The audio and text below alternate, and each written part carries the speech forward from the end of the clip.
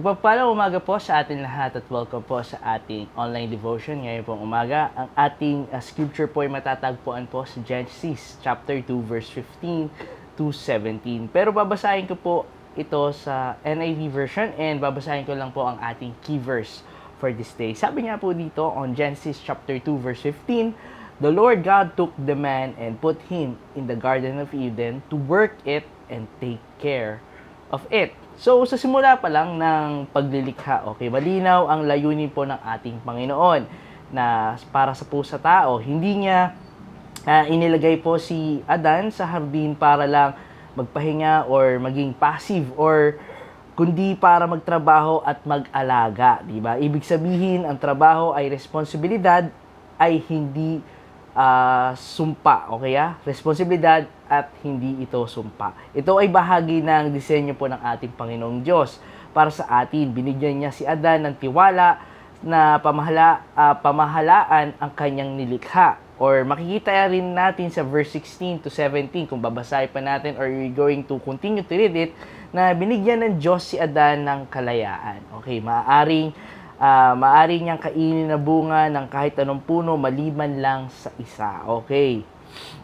Ito ay nagpapakita ng dalawang mahalagang bagay, ang kabutihan ng Diyos at ang hangganan po ng ating Panginoon. Mabuti ang Diyos dahil nagbibigay siya ng kasaganahan, ngunit tandaan po natin, nagbibigay rin siya ng utos. Hindi para limitahan ang tao, kundi para protektahan at turuan po tayo sa pagsunod. Okay. Ang tunay na relasyon po sa Diyos ay hindi lang tungkol sa blessing. Tandaan po natin kundi tungkol din ito sa pagsunod. Ang pagsunod po kasi ay isang expression ng trust. Kapag sumusunod tayo sa Diyos, ipinapakita natin na nagtitiwala tayo sa Kanyang karunungan. Okay, higit sa sarili nating kagustuhan. Sa buhay kasi natin ngayon, parang inilagay rin tayo ng Diyos sa sarili nating hardin, di ba? Maaaring ito ang pamilya mo, di ba? Trabaho mo, ministry, or taong pinagkatiwala niya sa iyo, di ba? Ang tanong ay, paano mo pinapangalagaan ang pagkatiwala ng ating Panginoong Diyos? Or ikaw ba ay tapat sa Kanya? Ikaw ba ay sumusunod? Or you are following, di ba? Or obeying. Minsan kasi gusto natin ang blessing ng Diyos, pero nahihirapan tayo sa Kanyang instruction. Pero ang katotohanan, ang tunay na buhay ay pagpapala, di ba? Pagpapala at matatagpuan ito sa loob ng Kanyang kalooban. Yan. Hindi sa labas nito. So, what we've learned from this scripture, di ba?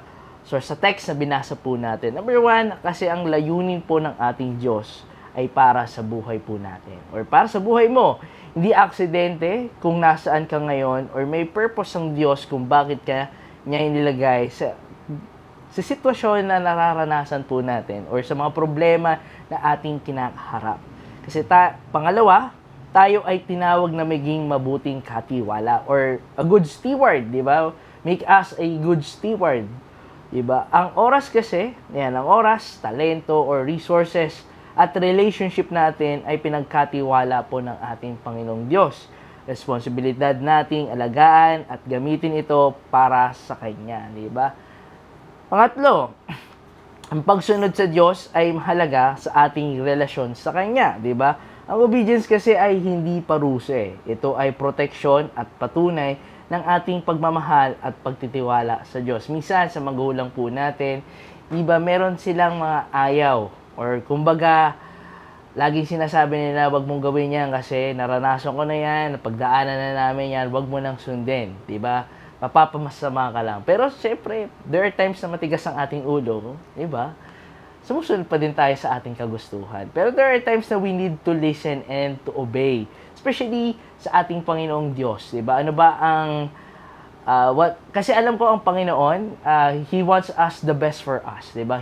Gusto niya yung mas makakabuti sa ating, 'di ba? Though bibigyan ka niya ng problema, pero pag pinagkaloob ka naman ng problema or pag binigyan ka ng problema ng ating Panginoon, alam niya kasi na kaya mo yung bagay na yun na alam niya na kaya mong ipagtagumpayan yung mga problema na kinakaharap mo or mga pagsubok na pinagdadaanan mo. So, next po, yung pang-apat, na kung ano man po ang natutunan natin, is ang Diyos ay nagbibigay ng boundaries. Dahil mahal niya tayo. Hindi para pigilan tayo, di ba, like what I said, kundi para gabayan tayo tungo sa tunay na buhay.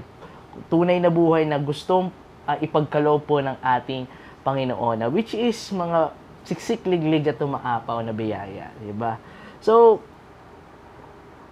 tandaan po natin, ang Genesis chapter 2 verse 15 to 17 ay nagpapaalala po sa atin, yan, na tayo ay nilikha hindi para mabuhay, kundi para mamuhay na may layunin, responsibilidad at pagsunod sa ating Panginoon. Pinagkatiwala yan niya sa atin ang maraming bagay at inanyayahan niya tayo na maging tapat na katiwala. So, ang tunay na blessing ay hindi lang nasa pagtanggap na ibinibigay ng Diyos, kundi sa pagsunod ng kanyang kalooban. Diba? Kapag tayo ay sumusunod, tayo ay nananatili sa lugar na kung saan naroon ang kanyang presensya, kapayapaan at buhay. Tayo po ay manalangin. Lord, we thank you. Maraming salamat, Panginoon, sa inyong salita na nagpapaalala sa amin ng aming layunin. Salamat dahil sa pinagkatiwala mo sa amin, ang mga aming buhay, Panginoon, pamilya, trabaho, and also our ministry, Panginoon. Tulungan niyo po kami, Panginoon, na maging mabuting katiwala or a good steward, Panginoon, sa lahat ng mga bagay, Panginoon. Panginoon, help us or turuan mo po kami sumunod sa inyo, makinig at sumunod. Kahit minsan mahirap o hindi namin lubos na unawaan, bigyan mo kami ng pusong handang magtiwala at sumunod sa inyong kalooban. Lord, patawarin niyo po kami sa aming pagkakamali or mga pagkukulang, Panginoon. At tulungan niyo po kami, Panginoon, na mamuhay araw-araw na may katapatan, pagmamahal at pagsunod sa inyo. Ito po sa dalangin po namin sa pratamis na pangalan ni Jesus. Amen at Amen. Muli po, magandang umaga po sa atin lahat and God bless us all.